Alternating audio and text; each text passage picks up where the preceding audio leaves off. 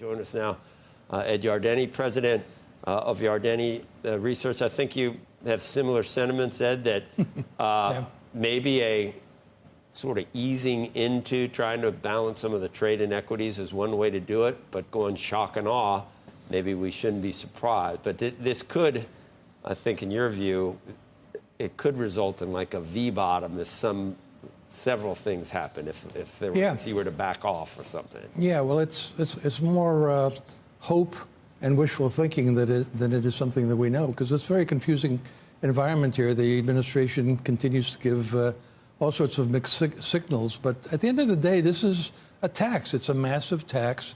It's they estimate it's going to bring in $600 billion. I don't think that's the case, but if it did, it's the biggest tax we've seen in maybe in history, and it's hitting Americans. The idea that foreigners are going to pay it just doesn't really make sense.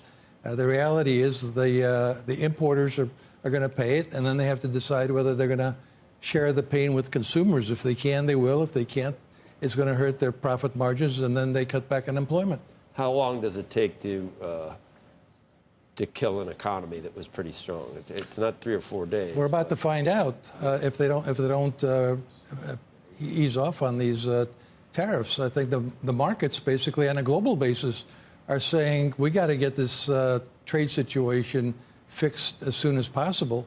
And I think what could cause a V-shaped bottom and a big rally would be if the administration would back off and say that, as you mentioned before, that there's 50 countries that have reached out to us, and we're going to hold off on imposing the tariffs on those countries while we're talking.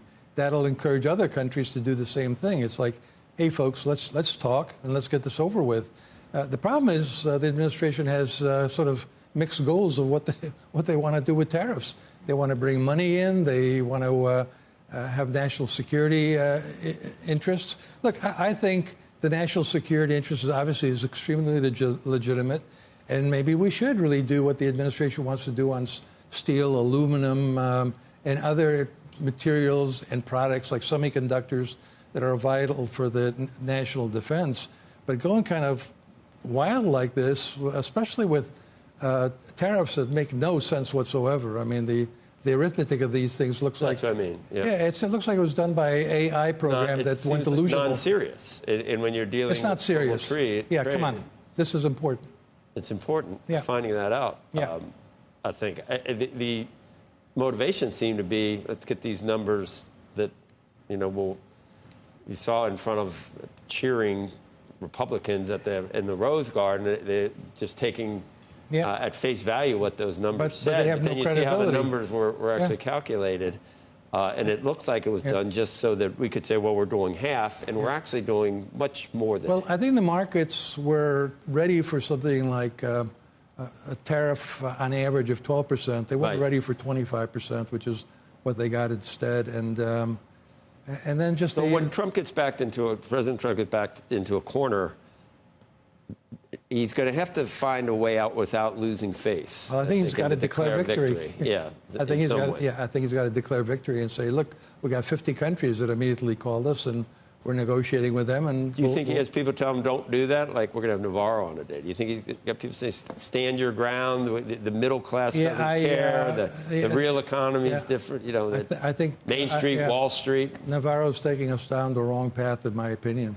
I think this is a disastrous approach to dealing with these issues. I'm not saying the issues aren't legitimate, but look, it's not really my opinion. It's a stock market. The stock market's opinion is this is wrong. This is not the way to do it. There was an explanation. Bessent at one point spoke with Tucker Carlson, the Treasury Secretary, and kind of laid it out that, okay, I think it's something like 8 or 10% of Americans own the top 80%, they own 80% of the stock market. So he's not so worried about the richest, wealthiest people. I understand that entirely. He went on to say that it's the lower 50% of people who have a lot of debts when it comes to their houses, when it comes to cars, when it comes to student loans, and that we need to get them some relief. And to do that with lower interest rates would be ideal. I understand that perspective, but if you do it this way, by creating a recession, they're the ones who are also going to pay the biggest price if they lose their jobs. And by the way, if you're in the bottom 50%, you can't can't get credit when you really head into recessionary times. Banks will only lend to people who actually already have money. Well, I think that's exactly the risk here, is the stock market saying something's going to break in the credit system, which is then what causes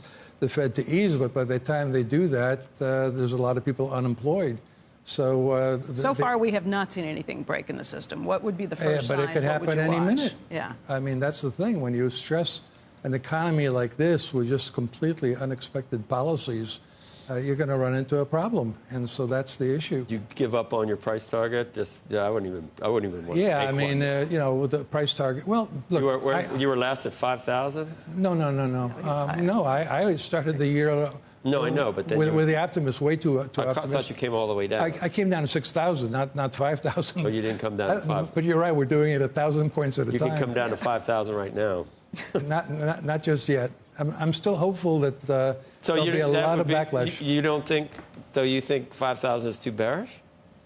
I think 5,000 is too bearish for the end of the year. I think between now and the end of the year, I still think we could be at 6,000. But it's a work in progress the way things are going.